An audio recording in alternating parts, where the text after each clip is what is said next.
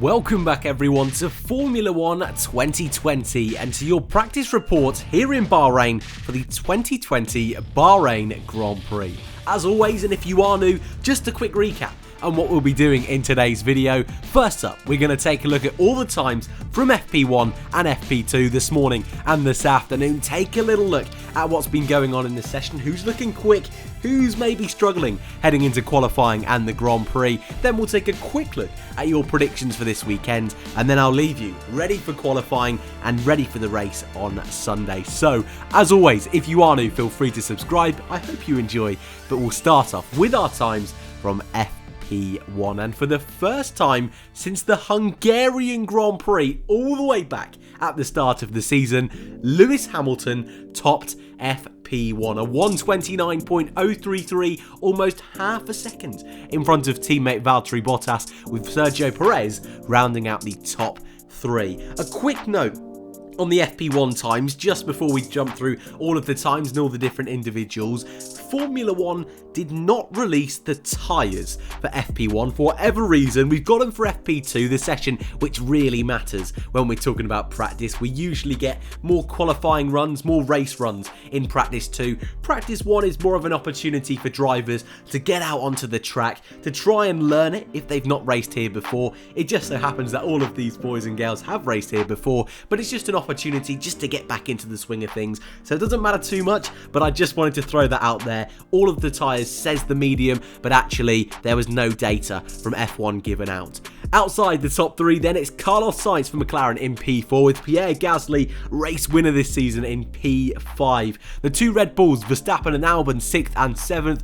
Ocon, the lead Renault, in P8. Stroll and Ricciardo rounded out the top 10. Charles Leclerc led the Ferrari Gio, 11th and 12th for Leclerc and Vettel, with Robert Kubica actually impressing, doing a really good job this morning for Alfa Romeo in place of Kimi Raikkonen. The two Haas boys, 14th and 15th, Grosjean just being out teammate Kevin Magnussen, but Rogro wasn't without his fair share of incidents this morning. A huge spin at the end of Sector 1, heading downhill into Sector 2, losing it on turn 7, snapping the rear of the car over the gravel, managed to keep it going, but a massive flat spot straight the way through into the carcass of the tyre. Wasn't looking too healthy, let's put it that way. K-Mag just a couple of tenths behind. Giovinazzi was 16th, Danny Kvyat struggled in the morning session down in P17, Norris likewise also struggling to get on top of things in the early part of the day. Latifi and Roy Nissany, who replaced George Russell, P19 and P20.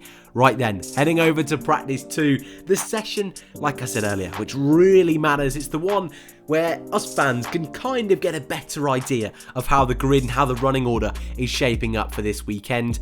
And once again, for 2 sessions in a row, Lewis Hamilton topped the session. This time in front of Max Verstappen, 3 tenths behind and on the medium tyres. Keep an eye out for Red Bull, but certainly one of the things we did learn, tyres is going to be a huge part of the story, not only this weekend, but also next weekend. Next weekend we go to a different layout. The oval layout is what people are calling it. It's not an oval. We'll get past that at some stage. It's more of a square, really. So 4 long straights for the most part. So tyres is really going to be a talking point next week. But also this weekend, I'm expecting a 1, 2, maybe even 3 stop if some of those boys and girls really try and push some unique strategies, especially if we get a safety car in play later on. Bottas was P3, Sergio Perez P4, Daniel Ricciardo rounding out that top 5, but all 5 of them within half a second of Lewis Hamilton's time. Very juicy heading into tomorrow's qualifying. Pierre Gasly, another different car within that top 10, and Norris in the McLaren in P7. Best of the rest. That fight for third in the Constructors definitely is going to be heating up this weekend. Stroll P8, Danny Kvyat P9 and Alex Albon P10. Before we jump into that bottom half, we've got to talk about Alex. A huge incident halfway through the session, totally destroying his Red Bull. I think he'll be fine for tomorrow. I'm sure they're going to be able to work overnight through the curfew, which you're not supposed to do, but they'll get away with it. It's not the best for his confidence. He needs some great results over these last couple of weekends, and this is not how he wanted to start things off in Bahrain. I should have an image up on screen, if possible, of the wreck. It's not great Fingers crossed he can turn it around, because really he's driving for his career in these final 2 rounds in Bahrain and then in Abu Dhabi.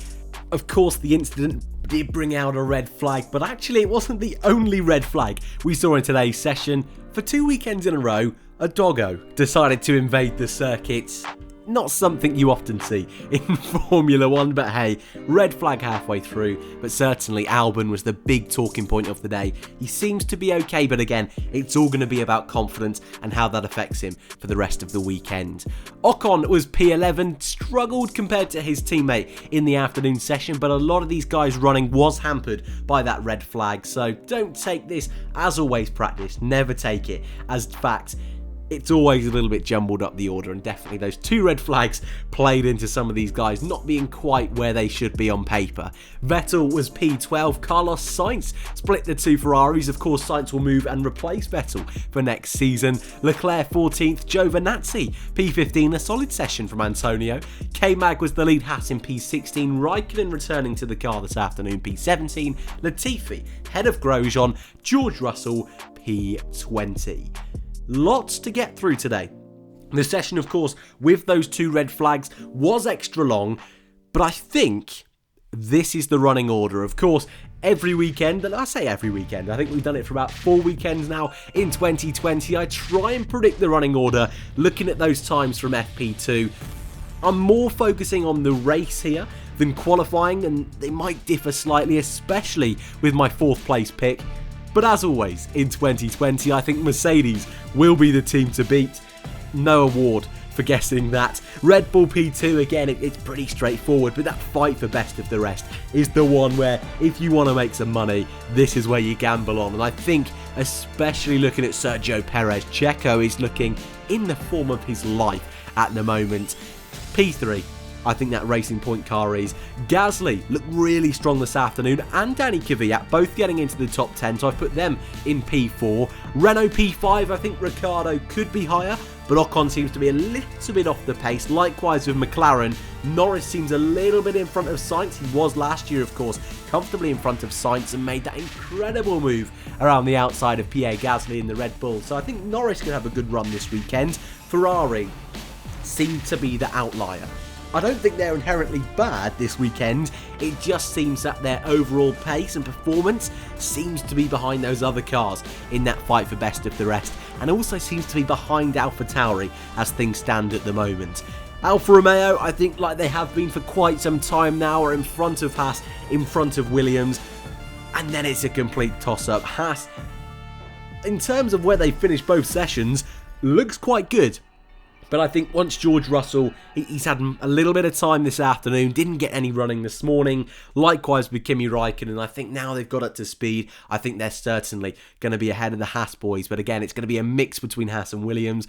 But I'm comfortable with that order. I think that's what we're looking at for this weekend's Grand Prix. So before I leave you, let's take a quick look at your predictions for this weekend's race. As always, I asked for these 8 things. Pole position, front row, biggest shock from qualifying and in the Grand Prix. Who's going to be your winner? Who's going to be on the podium? First retirement, driver of the day, and best of the rest. And our first winner this weekend is Tui Bon, who has gone with a Lewis Hamilton at pole position, Verstappen on the front row. But our big shock in qualifying, George Russell making it into Q3 for the first time in his Formula 1 career.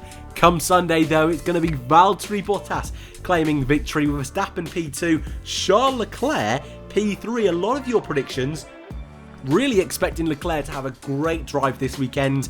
This of course was before practice took place, and Ferrari again, I'm not thinking they're looking like podium potential, but then I don't think they were in Turkey either. Anything can happen in Formula 1 in 2020. Hamilton to be the first retirement, Leclerc driver of the day, and Sergio Perez best of the rest. Nathan Adeboye is our second winner with a Hamilton pole position once again with Verstappen alongside. Vettel, the biggest shock, making it through to Q3, and come race day once again predicting Hamilton will not win, a Verstappen win, Hamilton P2, again Leclerc on the podium, first retirement Latifi, George Russell driver of the day, and actually he did mention points for George Russell this weekend. Goodness me, would we all love to see that. And Sergio Perez best of the rest. And that is it for your practice report here in Bahrain. Strategy looks so fun. We could see a real mixed bag this weekend. Bahrain, I think, is always criminally underrated. I'm so looking forward to this one. Fingers crossed, it's an absolute cracker. Thank you all very much for watching. If you are new, feel free to subscribe. Enjoy qualifying, enjoy the race, and I hope to see you all in the next one.